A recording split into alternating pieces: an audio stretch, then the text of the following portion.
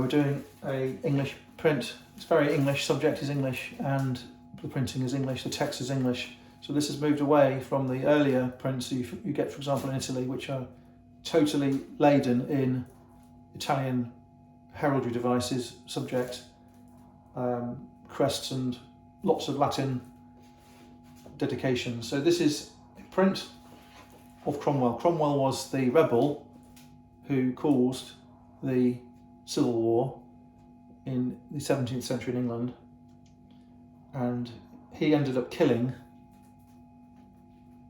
beheading Charles I, the king, and he set up a Protestant religious parliament which was Puritan, and he tried to enforce his version of Christianity, and he was beastly to anyone Catholic, and he was beastly to anyone who stood up against him.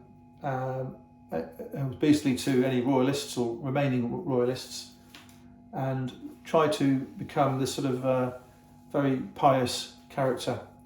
The problem is that after he got his parliament set up, he soon realised that half the population quite liked the king, and didn't like the fact that he had become a sort of a king himself, having replaced the real king.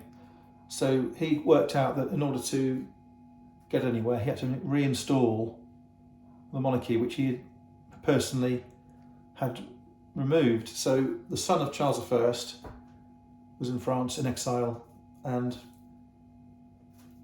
basically speaking, he and his followers arranged for the king's son, Charles II, to come back to take over the throne. The throne he took back wasn't the same throne. A lot of the power had been removed and given to Parliament. So what happened in the end was the settlement after the Civil War, much after the Civil War, was that there would be a king, but the king would have half the power and Parliament would have half the power. That's the deal we have today in England. So what's happening in the print is the daughter of Cromwell is saying,